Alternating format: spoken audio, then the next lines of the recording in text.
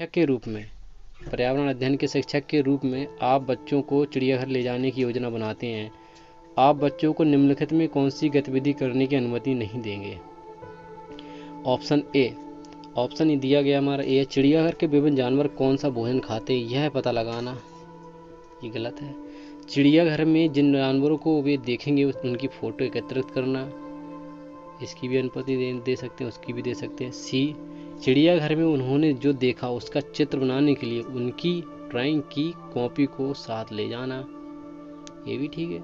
चिड़ियाघर के जानवरों के लिए बहुत सारी खाने की सामग्री ले जाना। फ्रेंड्स ये गलत है, ये अनुमति नहीं देंगे इसके लिए, क्योंकि जानवर बहुत से होते हैं, कोई खतरनाक भी हो सकता है। तुम्हारा यहाँ राइट आंसर होगा, हमारा आंसर डी। चलिए आगे बढ़ते हैं। बीज अंकुरण की अवधारणा को इस तरह सबसे बेहतर तरीके से पढ़ाया जा सकता है। बीज अंकुरण की जो अवधारणा है उसको सबसे बेहतर तरीके से पढ़ाया जा सकता है, तो उसके लिए क्या करना चाहिए? नंबर 1 ये दिया गया, अंकुरित बीजों की फोटो दिखाना है। और दूसरा है कक्षा में अंकुरित बीजों को दिखाना और अंकुरण की प्रक्रिया को स्पष्ट करना। तीसरा, बोर्ड पर चित्र बनाते अनुकरण के चरणों को प्रदर्शित करना।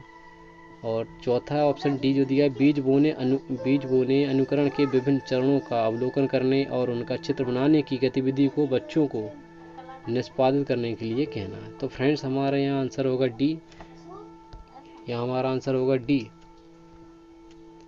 क्योंकि बीज अंकुरण की अवधारणा को बीज बोने यानी अंकुरण के विभिन्न चरणों का अवलोकन करने और उनका चित्र बनाने की गतिविधियों को बच्चों में निष्पादित करके बेहतर तरीके से पढ़ा जा सकता है, इसलिए हम यहाँ पर बच्चों को इस तरीके से कहेंगे। मीरा और दिव्या छोटी लड़कियां हैं। मीरा समोसे, कटलेट और डबल रोटी खाना पसंद करती हैं, जबकि दिव्या ऐसा भोजन नहीं पसंद करती है जिसमें लौह तत्व की कमी है। मीरा और दिव्या को निम्नलिखित में से कौन सी बीमारियां होगी? नंबर ए, स्कर्वी और एनीमिया। दूसरा, एनीमिया और रतौंधी। तीसरा है मोटापा और एनीमिया। चौथा है मोटापा और स्कर्वी। तो फ्रेंड्स इसका आंसर क्या होगा बताइए कमेंट में देखिए। चलिए बताते हैं। मीरा के समोसे, चॉकलेट और डबल रोटी, कटलेट आदि के खाने से उसका मोटापा बढ़ेगा।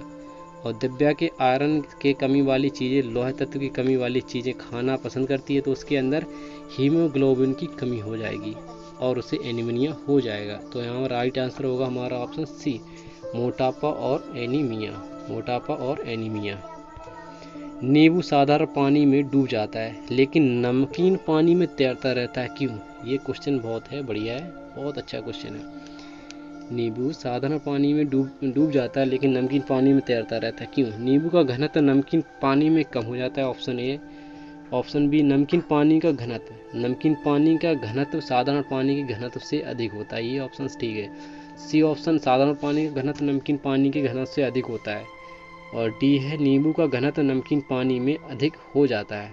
ऑप्शन हमारा यहाँ पर होगा बी, क्योंकि जो नमकीन पानी का जो घनत्व है वो साधारण पानी के घनत्व से अधिक होता है।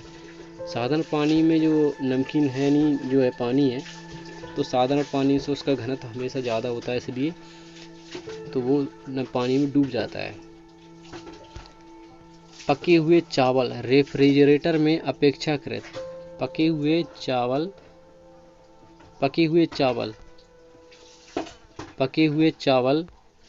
रेफ्रिजरेटर में अपेक्षाकृत लंबे समय तक परिरक्षित किए जा सकते हैं, क्योंकि ऑप्शन हमारे यहाँ दिया गया है। चलिए देखते हैं। नंबर ए, रेफ्रिजरेटर में कुछ ऐसे रसायन होते हैं जो रोगाणुओं को नष्ट कर देते हैं। सॉरी फ्रेंड, परमाणु नहीं, रोगाणुओं को।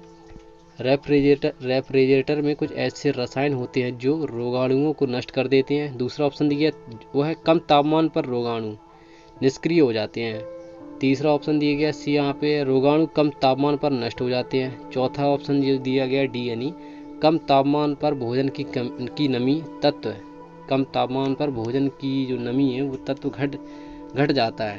तो इसमें हमारा राइट आंसर होगा बी, क्योंकि कम तापमान पर रोगाणु निष्क्रिय हो जाते हैं। पके हुए चावल रेफ्रिजरेटर में बाहर रखे रहने की अपेक्षाकृत अधिक समय तक ठीक बने रहते हैं, क्योंकि इसका कारण यह है कि कम तापमान पर चावल को खराब करने वाले रोगाणु निष्क्रिय हो जाते हैं।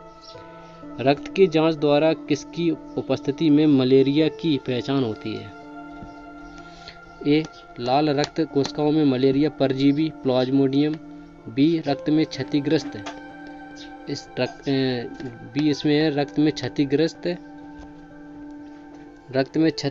एकत्र कोशिकाएं रक्त में, और सी ऑप्शन है रक्त में मच्छर के लार्वे। डी. लाल रक्त कोशिकाओं में मच्छर के अंडे। ऑप्शन हमारा यहाँ पे ऑप्शन होगा हमारा ए पहला, लाल रक्त कोशिकाओं में मलेरिया परजीवी प्लाज्मोडियम की पहचान होती है। पर्यावरण अध्ययन की कक्षा में अवधारणाओं को स्पष्ट करने के लिए कविताओं और कहानी कथन का प्रयोग करना। ऑप्शन हमारा क्वेश्चन नंबर है 73 नाम से। तो पर्यावरण अध्ययन की जो कक्षा है उसमें अवधारणाओं को स्पष्ट करना हो तो यानी के लिए कविता और कहानी का प्रयोग किया जाता है। किस लिए किया जाता है? उचित दिशा में बच्चों की ऊर्जा को संकेंद्रित करना है। उचित दिशा में बच्चों की ऊर्जा को संकेंद्रित करना। बी है पाठ को आनंददायक और रोचक बनाने में मदद करता है। सी स्थानीय एवं विश्व स्तर पर संसार की प्रकृति को खोजने और कल्पना करने की योग्यता का विकास करने में मदद करता है। डी ऑप्शन होगा यहाँ पे बच्चों में विद्यमान भाषिक एवं सांस्कृतिक विविधता को ध्यान में रखता है। ऑप्शन हमारा यहाँ पर होगा फ्रेंड्स बताइए। ऑप्शन नंबर हमारा होगा यहाँ पर 3 यानी सी, स्थानीय एवं विश्व स्तर पर संसार की प्रकृति को खोजने और कल्पना करने की योग्यता का विकसित करने में मदद करता है ना। किसके नेतृत्व में चिपको आंदोलन को बल दिया गया? तो ये सबको पता होगा किसके नेतृत्व में हुआ था। सुंदरलाल बहुगुणा है इसके प्रणेता भी हैं इसके।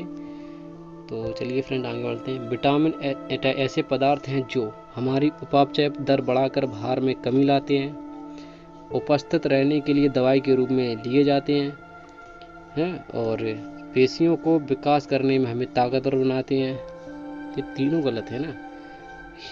हीनता जन रोगों से बचाव के लिए थोड़ी मात्रा में आवश्यक है, ये सही बात है। विटामिन किसके लिए उपयोगी? इसके लिए हीनता जन रोगों से बचाव के लिए थोड़ी मात्रा में आवश्यक है। ग्रामीण क्षेत्रों में गाय के गोबर से झोपड़ी की दीवारों और फर्श को लीपा जाता है।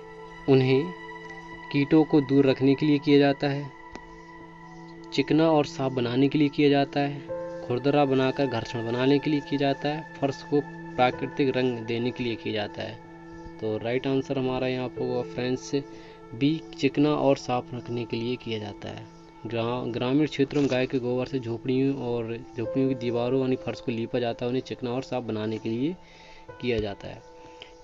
एक किसान दानों को भूसे से अलग करना चाहता है। जिस प्रक्रिया से यह किया जाता है वह कहलाती है हस्तचयन, थ्रेसिंग, निष्पादन और फसल की कटाई है। तो यहाँ फ्रेंड्स क्या है? ऑप्शन हमारा होगा यहाँ पे बी थ्रेसिंग। एक किसान दानों को भूसे से अलग करना चाहता है। थ्रेस बोलते नहीं, थ्रेसर ले आओ खेत में तो उससे कतराई की जाती है, तो थ्रेसिंग कहा जाता है। पर्यावरण अध्ययन की पाठ्य पुस्तक में पहेलियाँ शामिल करने का निम्नलिखित में से कौन सा उद्देश्य नहीं है? नंबर 1 ऑप्शन दिया गया है सृजनात्मक चिंतन की योग्यता और उत्सुकता का विकास करना, ये तो गलत है, ये होता है। 20 दूसरा बच्चों में आलोचनात्मक चिंतन शक्ति विकसित करना, ये भी विकसित करना, ये गलत है। ये विकसित करना ये भी हो सकता है। तीसरा बच्चों में तर्कना शक्ति का विकास करना, ये भी हो सकता है। बच्चों के मस्तिष्क को भ्रमित करना और उन्हें इस भ्रम का आनंद उठाने देना। तो फ्रेंड्स हमारा यहाँ राइट आंसर होगा हमारा यहाँ डी। राइट आंसर होगा हमारा डी, बच्चों के मस्तिष्क को भ्रमित करना और उन्हें इस भ्रम का आनंद उठाने देना। चलिए फ्रेंड्स मिलते हैं अगले नेक्स्ट वीडियो में, तब तक के लिए सभी को good bye, okay bye, take care. चलिए फ्रेंड्स मिलते हैं नेक्स्ट वीडियो में।